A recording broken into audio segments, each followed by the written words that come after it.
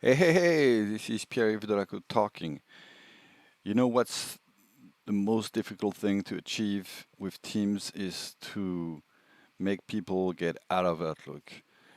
And one good thing to do to make people understand that Outlook is not a good environment is first to explain that everybody's drawn swamped in their email inbox, and they cannot really manage that.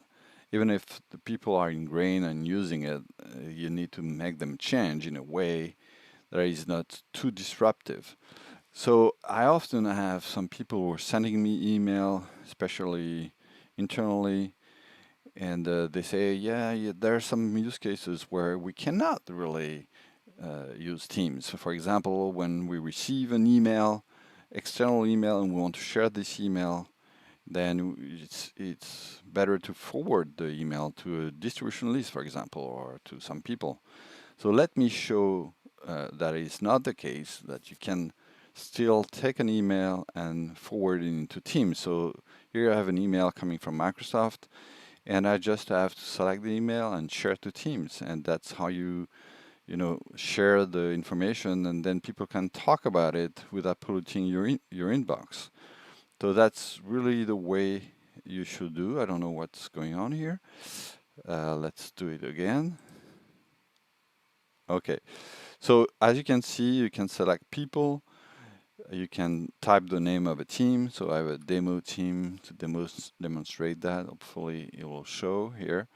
So you see the different channel in your demo team. So I'm going to post it in the demo YouTube channel.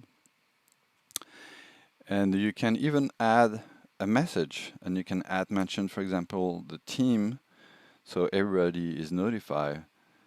So if I tap team, I can notify, check this great webcast. And you can, do whatever you do in the post in Teams directly here. You can include attachment if there are attachments, and it will also send the document attached to the post. So that's really easy. You just have to share, and it's a way to acculturate people.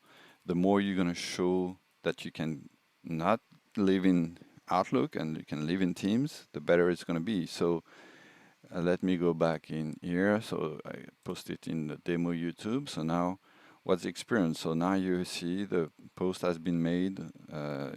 The team has been at mentioned. The email is here.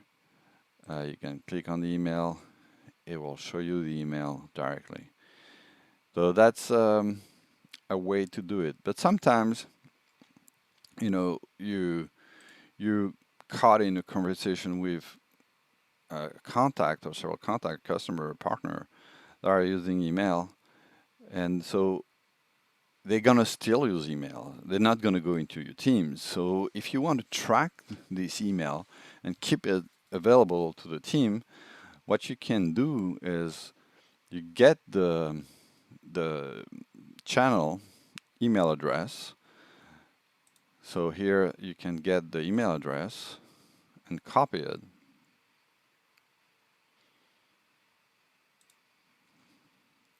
By the way, I didn't show, but in the get email address, if you're curious enough, you can see there's advanced settings here. You can, you know, maybe ban people who you can select who you want to be able to send an email to this channel if you don't want to be spammed. For example, only members of this team or only this domain.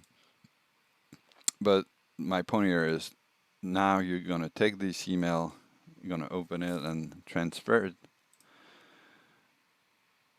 and you transfer it to the channel. The only drawback with this example is that you add your signature, so you can delete it, but you won't be able to notify people who are part of the team. So that's the only drawback of that. But sometimes people can follow the channel. Maybe it's a channel where you're going to post the email that are sent with your customer or partner. And then in the team, you will have access soon, I guess. Here it is.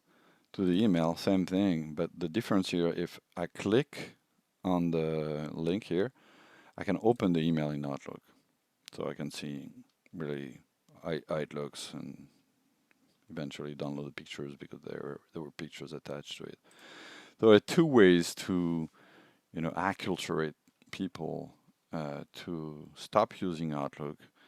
Is first is to share in Outlook the email, and second is to send the email to Outlook. Depending on the context, there are two situations here.